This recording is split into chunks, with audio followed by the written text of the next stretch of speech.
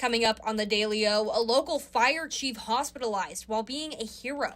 And people who lost items during last week's storms can get them back. All of this and more is coming up. The Daily O starts now.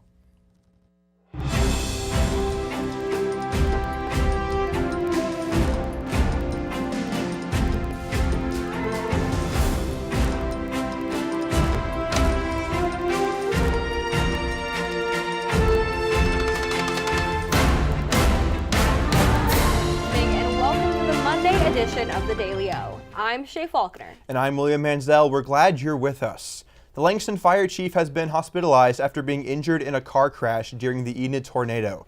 Officials say Langston Fire Department Chief Bobby Anderson's fire truck was hit by a semi while on the way to help victims of the devastating Enid tornado. Anderson was then rushed to the hospital along with Assistant Chief Brian Orendorf, Captain Jay Bartles, and firefighter Eric Abrams. The 3 passengers were treated for minor injuries while Anderson remains in the hospital at this time. The Langston community created a GoFundMe to help support Chief Anderson as he recovers. SNAP benefit replacements are now available for items lost in the tornadic weather Thursday. The city of Enid says federal policies permit replacements to be issued when items are lost due to household misfortunes such as catastrophic storms. As families still recover from this tragedy, SNAP says every item purchased before the storm will be replaced to the full extent. To begin the process, families need to fill out a form within 10 days from the storm date, making the deadline Sunday, May 3rd. If additional help is needed, individuals impacted can contact staff from county offices. The Oklahoma Senate blocks efforts to report undocumented immigrants applying for financial assistance. These bills would have had state agencies working with the federal government to report undocumented immigrants applying for aid, such as SNAP and Medicaid. In Oklahoma, children who are documented can apply for those benefits even if their parents are undocumented. Representative Kyle Hilbert says his logic is that if you are not an American citizen, you should not receive welfare. Hilbert also mentioned that he intends to bring back some version of these bills at some point. Well, it is a week full of music in Oklahoma. Aaron Stinson has that and more in our week preview. Aaron? Yeah, Shay. Well, starting with tomorrow night, indie rock artist Snail Mail is live at the Tower Theater in Oklahoma City at 8. Then on Wednesday, metal band Seven Dust is at the Diamond Ballroom in OKC at 6:50. And finally, also on Wednesday, indie pop artist Rit Momney is at Resonant Head at 8. Well, that's all I got for this week. Back to you guys. Thanks, Aaron. A Cleveland County judge has issued a temporary restraining order against the Oklahoma Horse Racing Commission. The emergency order was put in place after evidence showed several horses under 3 trainers in severe distress after racing. The order prevents the OHRC from deeming horses ineligible that are trained by Jed H. Vane or owned by Matt Dunn. It also says no action can be taken to prevent them from competing, and the horses must be removed from the stewards' list. The OHRC says they put the safety of the horses first, and every action taken is for the benefit of the animal. Well, it was a warm and sunny day here in Stillwater, but what can we expect tonight? Let's check in with Macy Strain, who has our evening forecast. Macy? Yeah, Shay, it has been a hot day here in Stillwater, and right now that temperature is sitting at about 80, and a real feel a little bit warmer at 81. We have a little bit of wind coming out of the southwest at 6 miles per hour. But if we take a look at that live shot on the west side of campus, we can see that how beautiful it is outside and that sunny day we have had today. Well, that's all I got for right now, so I'll go ahead and send it back to the desk. All right, Macy. When we return, winners have been crowned at the OKC Marathon. And an OSU professor receives a lifetime award. The Daily O returns right after this.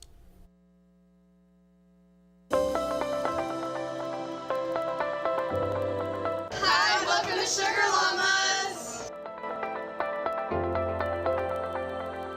Well, I'm the owner of Sugar Llamas here in Stillwater. My name is Chad O'Rourke. We want to create a customer-centric culture and create an experience for our customers when they come in. Our ice cream in particular, you can get it other places, but I'm only aware of like one other place besides the Sugar Llama in the state of Oklahoma that you can get it. We actually ship it in from up north, but when it comes to our coffee, you cannot get Sugar Llama coffee anywhere else in the world. You might find a blend similar to it, but you're not going to get Sugar Llama coffee anywhere but a Sugar Llama. It is proprietary to us. We really actually want to get more involved within our community. It's not just about making money, but it's about serving our community and becoming a part of the community here.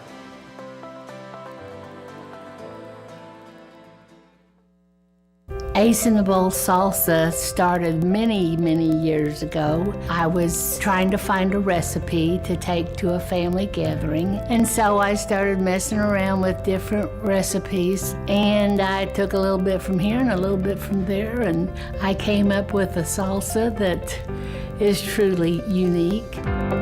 Ace in the Bowl salsa is an olive oil based salsa with tomatoes, green chilies, green onions, and black olives. There's no sugar added, it's gluten free, low calorie, low carb, low fat, low sodium. So it's a very, very, very good alternative to any snack you may want. As of right now, I'm just looking to be in Oklahoma and having a successful business within the state. If my grandkids could ever take it over when they're old enough, that would be my dream.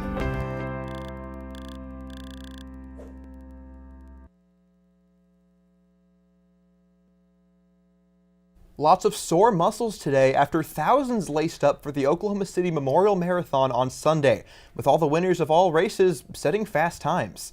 Tulsa resident Stephen Baker crossed the finish line for the men's race with a time of 2 hours and 23 minutes. Officials say he was close to beating the course record, which was set in 2004 by Norman resident Connor Holt. On the women's side, Maddie McQuirk finished the course first with a total time of 2 hours and 25 minutes. In addition to the full marathon, J.C. Smith and Rory Linkletter were crowned winners in the half marathon. With the race coming to a close, all other runners will have to wait until next year for their shot at first place. An OSU professor received recognition in Kentucky earlier this year.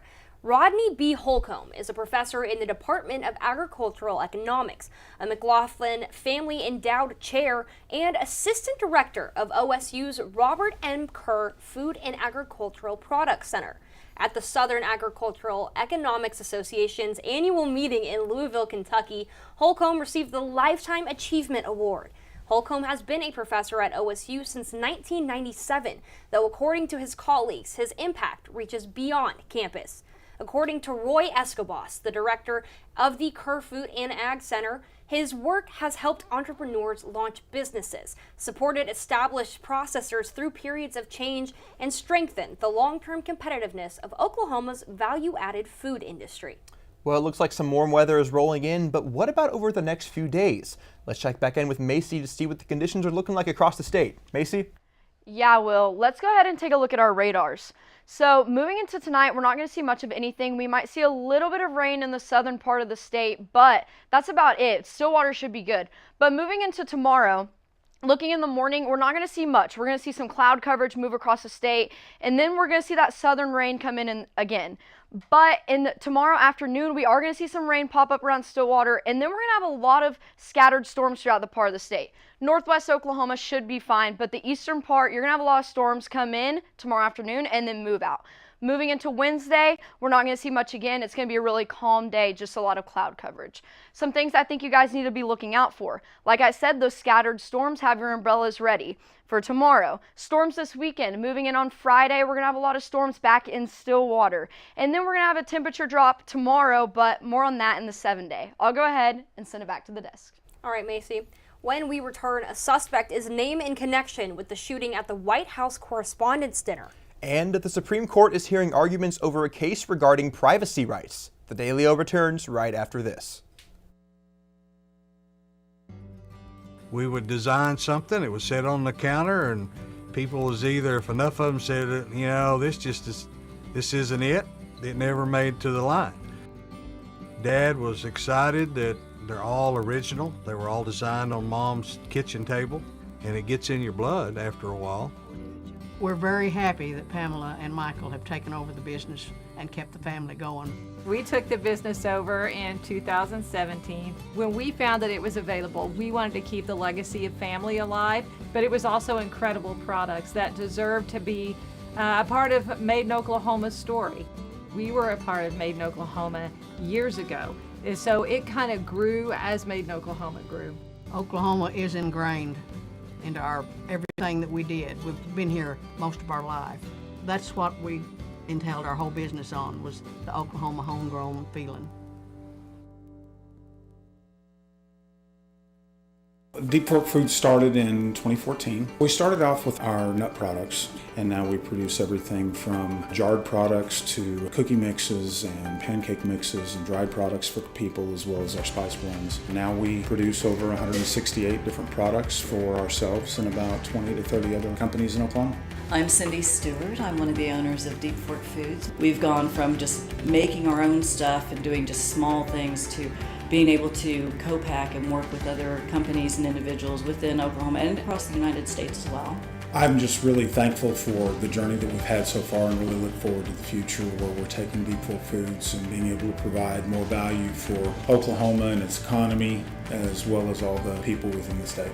I love the opportunities that being in a food business provides. I absolutely love sharing food and good stories with people. This just gives us another connection. And I can't wait to see where this path takes us with it.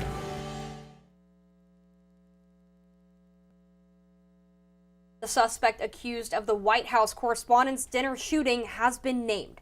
Cole Thomas Allen, a 31-year-old teacher and engineer from California, is being accused of opening fire outside the event, according to a note sent to his family 10 minutes before the attack. Allen believed, quote, it was his duty to target Trump administration officials. Allen was armed with a shotgun, a handgun, and knives as he rushed a security checkpoint and ran towards the ballroom. Allen is expected to be charged in federal court today. U.S. Attorney Janine Pirro says Allen is being charged with 2 counts of using a firearm during a crime of violence and assault on a federal officer using a dangerous weapon. The Supreme Court is hearing arguments today over a law enforcement technique called geofencing. Geofencing allows the government to draw a digital fence around the area where a crime was committed. From there, a warrant can be obtained, which requires a tech company to search its data and identify users who were within the geofence at the time of the crime. In this case, geofencing relies on Google, which, when users opt into sharing their location with Google, is pinpointed every 2 minutes and stored in a database. The focal point in the hearing is on the Fourth Amendment, which bans unreasonable searches and seizures. A decision is expected by summer. The New York City Council Speaker is now in a predicament of her own. Alexis Trindle has more on that in our political pulse. Alexis? Yeah, Shay. New York City Council Speaker Julie Menin has passed a bill that is largely opposed by the Democratic Party. Menin has already surfaced as a prominent check on New York City's Democratic Socialist Mayor Zohran Mamdani. Now she has created a problem of her own as she has tried to pursue a complex and expensive legislation related to preliminary budget cuts. Christopher Marte, a member of the New York City Council, said, quote, if there is no action by May 15th, I will be with these workers on the ground and taking whatever action we need to take to make sure they put this bill to a vote. That's all I have for your political pulse. Back to you guys at the desk. Thanks for that update, Alexis. More than 40,000 acres of land and 120 homes are destroyed after 2 wildfires in Georgia. One fire, the Highway 82 fire, has been burning since April 20th and has destroyed at least 87 homes. Georgia Governor Brian Kemp confirms that the fire was started by a Mylar balloon hitting a power line. As of yesterday, it's at an estimated 20,933 acres, only 7% contained. The second fire, the Pineland Road fire, mostly burned private forest land near the Florida-Georgia state line. Ignited from someone welding their gate, this fire has ripped through 31,976 acres. Last report at only 10% contained. A North Dakota state legislator is dead after a plane crash near Minneapolis.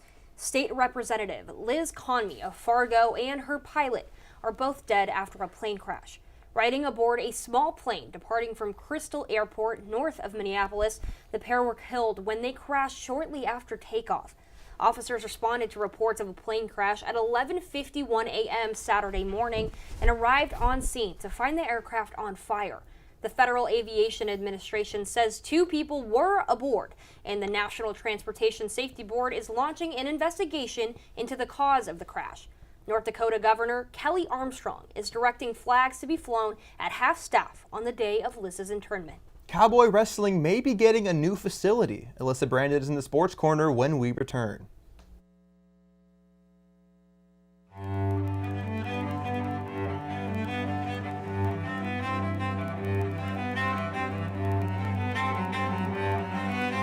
My name's Dennis Abernathy. Lived here since 1968, and I consider myself one of Stillwater's oldest original family jewelers. Here at Dennis the Jeweler, we're more about personal service. My father always told me that anybody can sell the jewelry, and what we're doing is completely different, learning to do the repair work. That is one thing that will keep your business alive, because anybody can sell it, but not anybody can fix it. To me, jewelry is very, very personal. Every piece of jewelry has its own story, and I get to hear hundreds of stories from my clients, which I love to hear. There's always a story with it. I mean, you buy a piece of jewelry for a show of appreciation, a sign of love. There are a lot of different aspects for jewelry when you purchase it. My wife lived east of here, about 35, 40 miles, something like that, over at Lamont. I was dating her from over at Alba when we were going to college. I knew about the well then. It was a great well. It was great water. I'd stop there, stick my head under it, wake up, drive on home, that kind of thing. And people talked about bottling this water. And so that's why I started thinking about doing that. And so in 2003, the property come up for sale. And so we started working on that, had the opportunity to buy it. The hopes are when folks drink our water is that they'll drink it for a few days and find out the difference. They'll start feeling better because there's been no chemical in our water. There's a list of good things that we have. We don't have any bad things in it. This company means a lot to me because I guess we started it from scratch. And to be able to have it where it's at today, I don't see this as the end at all. I see the future of Divine Water as being worldwide, which will bring outside dollars into the state. It means a lot to me because I started it, I guess, and our family started it.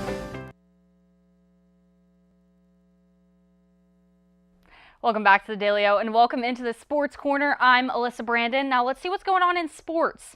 Now, just while we were away, we have breaking news. Another transfer for Steve Lutz in men's basketball. They grabbed Georgetown center Julius Halefanoa. He's a sophomore, averaged about 10 points last season, 7 foot, so a center for the Cowboys. Other than that, Cowboy Wrestling is getting a brand new facility. The new complex will be named for John Smith as a tribute to everything he has done for the program and sport. Smith is a 6-time world champion, 2-time Olympic gold medalist, 2-time individual NCAA champion, and he coached 5 NCAA champion teams. Smith is considered by some to be the greatest wrestler of all time, and the facility bearing his name will be located just north of Gallagher-Iba Arena. The John Smith facility is now just waiting the approval of OSU A&M Board of Regents. Cowboy baseball earned a series sweep over the weekend down in Texas. This marks the Cowboys' 5th series sweep of the season.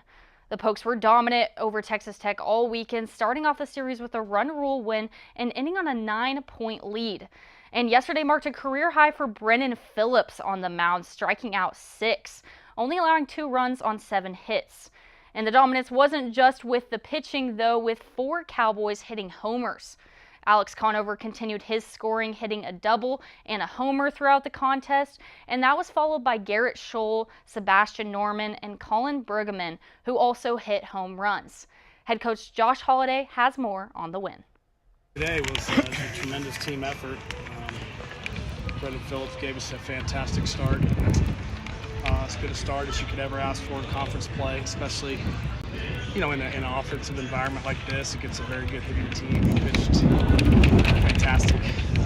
Oklahoma State softball capped off a dominant weekend with an 8-1 win over Baylor, completing the series sweep Sunday. The 18th-ranked Cowgirls broke open a tight game with a 6-run 7th inning. Tia Warsa, Montgomery Henderson, Aubrey Jones, and Claire Tim all had RBIs. The Cowgirls are hot as they improved to 34-13 overall, now winning 5 straight Big 12 series in a row. Lexi McDonald led the offense with a perfect 4-for-4 day, while ace Ruby Malin tossed her 17th complete game of the season. She's now been the winning pitcher in 16 straight games for the Cowgirls.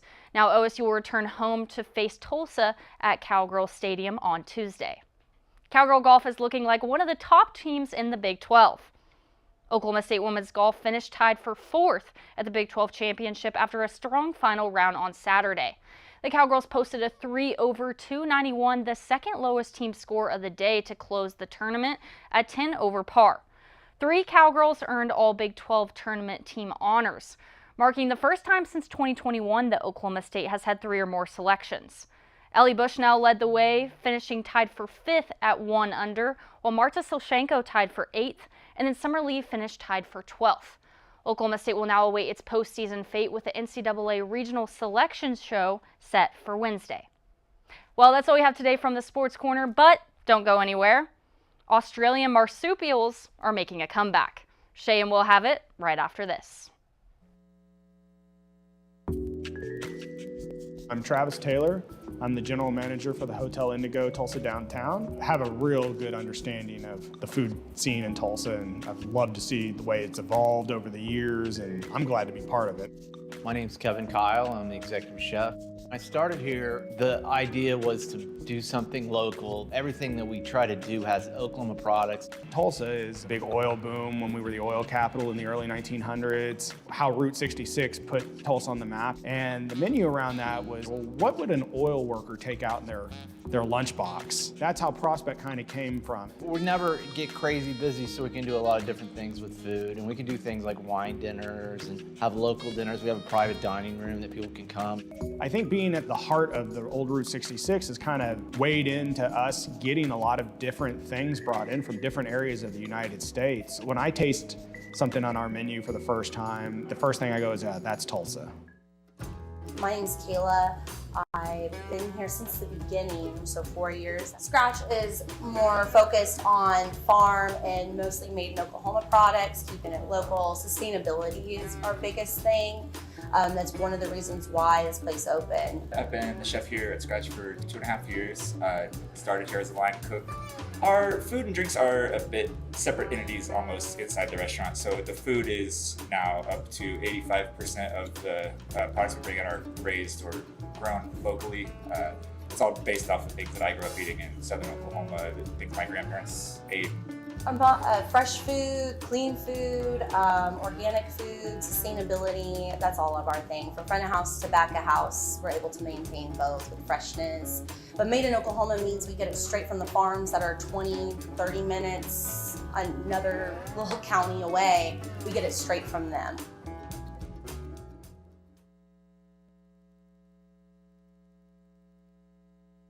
Megan Thee Stallion publicly ends her relationship. Abby Walston has that and more in our A-List update. Abby? Yeah, well, the music star had been dating NBA player Klay Thompson since last summer. The two have been seen out and about all over the country and have been very public on social media.